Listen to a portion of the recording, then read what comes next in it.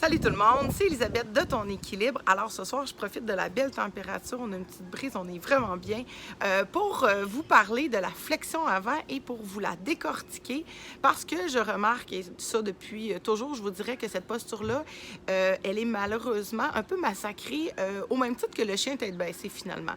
Alors ce qu'on remarque principalement, c'est que la plupart, en fait beaucoup de gens qui vont passer en flexion avant vont fléchir au niveau de la colonne lombaire et cette flexion-là, cette rondeur-là va se répercuter au niveau de la colonne thoracique et finalement va créer un alignement qui n'est pas tout à fait adéquat dans toutes les sections de la colonne. Et donc, on se rappelle que ce qu'on souhaite, peu importe l'activité qu'on fait, peu importe la posture qu'on exécute, c'est qu'on va privilégier les alignements au niveau de la colonne d'abord pour que les segments inférieurs et les segments supérieurs, donc les jambes et les bras, bougent bien. Fait que c'est un peu comme si je vous disais que tout part de la colonne finalement. Fait que je vous montre ça tout de suite. Donc, si depuis ma posture de départ, qui est la montagne, puis là, je fais une petite parenthèse en vous disant que vous savez que plus votre base, elle est large, plus vous allez être stable, peu importe ce que vous allez faire.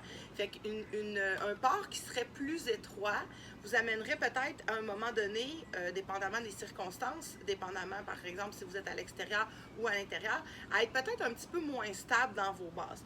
Fait que si vous voulez y aller pour une version un petit peu plus stable, allez-y au moins dans une largeur des hanches ou à peu près. OK? Fait que ça, c'est une recommandation de base. Et là, je vous le montre de côté pour que vous compreniez bien. Donc, l'objectif, comme je le disais plus tôt, c'est vraiment que les sections de la colonne lombaire, colonne thoracique, colonne cervicale, soient dans un même axe, peu importe le positionnement. OK? Donc, qu'on soit dans une flexion, qu'on soit dans une extension, si j'ai une rondeur, bien, je veux que toutes ces sections-là aillent dans la même direction puis qu'il n'y ait pas une section qui soit surutilisée au détriment d'une autre, par exemple. OK? Alors, si je pense à ma flexion avant, c'est un peu le même principe. Fait que souvent, ce qu'on voit, au lieu d'une flexion dans laquelle on essaye d'être le plus droite possible, fait que là, par exemple, ce que je vous modélise là j'arrête ici, je prends une pause. Vous remarquez que mon dos est bien plat. On est dans une demi-flexion. Mais si je m'en vais dans la version complète, puis moi, j'ai la chaîne postérieure super serrée. Fait que je me sens beaucoup plus confortable à ajouter une micro-flexion dans mes jambes qui va m'aider finalement à fléchir complètement vers l'avant. Et si je défais ça, donc je soulève la tête, les épaules, je repousse toujours les fessiers derrière et je suis finalement de retour à mon positionnement de départ.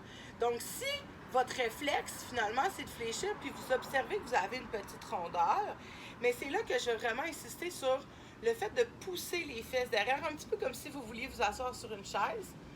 Okay? Un peu comme dans la posture d'Utkatasana, donc la chaise en yoga, dans laquelle je vais vraiment venir m'asseoir en repoussant mes fessiers. C'est un peu comme le squat finalement.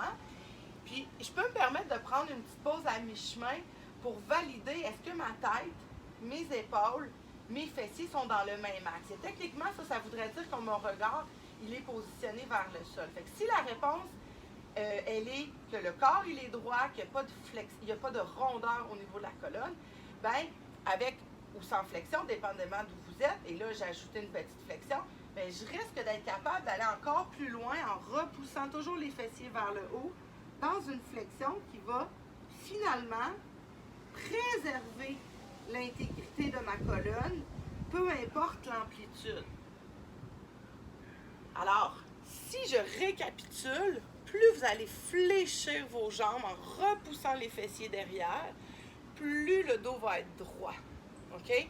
Et donc, c'est ni plus ni moins un réflexe biomécanique, ce qui va faire que, et là, par contre, il faut quand même faire attention de bien fléchir en repoussant les fessiers et non pas en fléchissant les genoux au-dessus des orteils. Donc, on veut vraiment aller vers l'arrière et non vers l'avant. Sinon, de toute façon, dans la flexion avant, vous allez piquer du nez.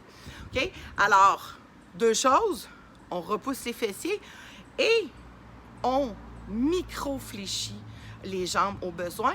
Puis si vous remarquez encore cette rondeur-là, ben, allez-y dans une flexion plus poussée.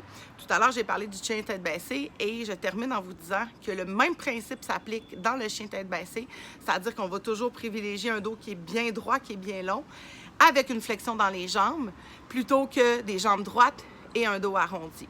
OK? Fait que dans vos prochaines pratiques, dans vos prochaines postures, n'hésitez pas à ajouter de la flexion dans vos jambes. Cette flexion-là, éventuellement, elle saura se détendre. Hein? Donc, vous pourrez peut-être au fil des répétitions, au fil de la pratique, remarquer que vous avez peut-être moins besoin de fléchir, mais à tout moment, si vous remarquez qu'il y a une rondeur au niveau du dos, gâtez-vous et fléchissez. Alors, sur ce, je vous dis bonne pratique et à très bientôt tout le monde. Bye!